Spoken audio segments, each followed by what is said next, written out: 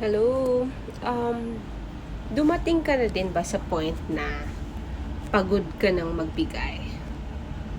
This is in general, no? Because as a breadwinner, if you are a breadwinner, dumating ka na ba sa point na pagod ka ng magbigay?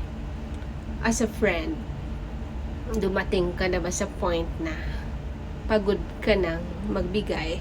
Either ng help, ng oras, ng advice, ng comfort, ng affirmation, ng everything that you can offer to a friend. Pagod ka na bang magbigay? Kasi I believe, no, if you're a giver, dadating ka sa point na mapapagod ka. It doesn't mean naman na kapag napagod ka, you'll stop. Diba? As a human being, I believe lahat tayo may limitations.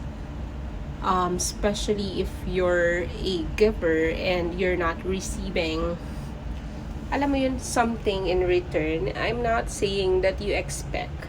What I'm saying is parang bigay ka ng bigay, nauubos ka, mapapagod ka.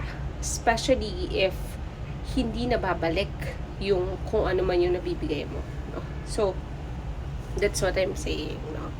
So, nasa point ka ba ng pagod ka na? Kasi I realize that sometimes your help, parang you're giving because you wanna bless, you wanna help, but giving and blessing is different from tolerating. Because sometimes, diba, parang you just wanna help, pero hindi ka na pala nakakatulong. You are tolerating na pala na maging tamad yung isang tao.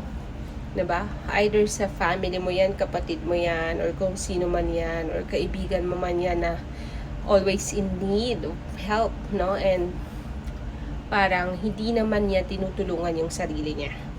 Because in the Bible, if you'll read it, meron dong verse na teach them how to fish. Hindi sinabi doon na give them the fish. You have to teach them how to fish. Diba? It's like, turuan mo silang magbanat ng buto. Turuan mo din silang gawin nila yung part nila. Diba? Yes, you can help, pero hindi mo sila masisave forever.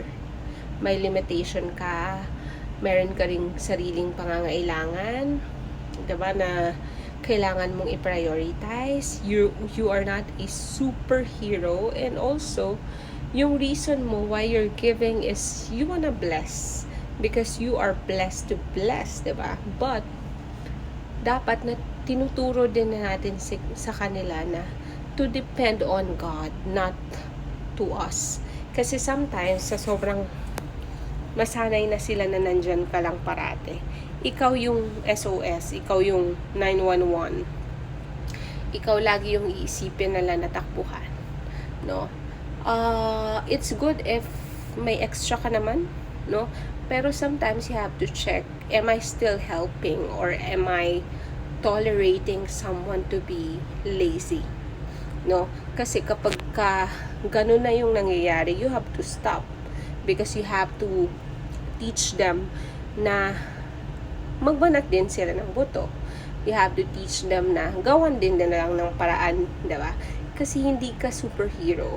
Hindi ka superwoman or superman na laging magsisave ng iba. That's the reason why sometimes na wala ka na natitira. Ubus na ubus ka because you're always ready to help. But I'm not saying it's not good to help. What I'm saying is you have to check why you are doing what you're doing, diba? Also, are you helping or are you tolerating? Kasi baka nagiging tamad na yung mga tao na tinutulungan mo because they know andyan ka naman andyan naman si ate, andyan naman si tita, andyan naman siya, diba?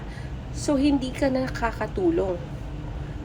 tinotolerate mo na silang maging tamad, which is sad, no? Because yung intention mo is you wanna help, pero nagiging dependent na sila sa'yo instead of them depending on God, instead of them trying their best, no? Instead of them exerting effort para kumita, para magkaroon ng pambayad or whatever they need man, no? So you have to check, no? Check your intention also why you're doing it. Also, you have to check, am I helping or am I tolerating? Because if you are tolerating someone to be lazy, you have to stop what you're doing. Mahirap, yes, but kapag tinuruan mo silang mag-depend on God instead of them depending on you, diba? You're helping them grow. You are helping them to really depend on God, hindi sa'yo, diba? Mahirap to at first, but eventually you'll realize na okay, good din pala siya because nakakatanggal ng pressure on your end, no, on your side, because feeling mo kasi laging parang kailangan mo i-save yung mga tao sa paligid, but you cannot. You are limited because you are a human being and may mga needs ka din na kailangan i-prioritize. And sometimes kasi sa sobrang gusto mong tumulong, nauubos ka, mapapagod ka, may limit ka lang. Okay, I hope na sometimes you have to be firm, no? Magtira ka din for you, because what if ikaw naman yung mangailangan? Tapos wala ka namang tatakbuhan because ikaw lang yung breadwinner. Ikaw lang yung meron, 'di ba? Ikaw yung giver. Laging parang wala kang nare-receive. 'Di ba? It's hard kapag ikaw na yung dumating sa point na nangailangan tapos wala kang ma-receive na help from people na tinulungan mo. So, but don't expect din naman because you know naman sometimes na wala din naman silang capacity to help. But that's the importance of you yung mag-save ka din for you. That's the importance of really yung magkaroon ka ng boundaries, no, in helping people, in being tawag dito, yung lagi kang available, yung lagi kang ready to give, 'di ba? But it's good to give. What I'm saying is, I'm not saying na it's bad. But what I'm saying is, mag-set ka ng limit and boundaries kasi lahat ng bagay na sobra, hindi maganda. So, baka rin kasi ma-abuse ka, baka rin kasi dumating ka sa point na sobrang sagad ka na, ubos ka na, wala ka nang mabigay. Sobrang pagod ka na, and sobrang, alam mo yun, empty ka na. Tapos wala naman silang mababalik. Diba? So, yun yung sad doon. So, that's why, ikaw yung mag-control. Ikaw yung mag-set ng limit. Kung hanggang saan ka lang, hanggang kailan ka lang. Diba? Because, yung tao naman lagi yung parang, alam mo yun, parang receive lang eh. So, ikaw yung mag-set na hanggang dito lang to. Diba? So, parang after this, hindi na. Diba? So, I will not tolerate. I will not parang give more because hanggang dito lang ako. Diba? So, that's the importance of setting boundaries also. Diba? Okay, hope this helped. God bless!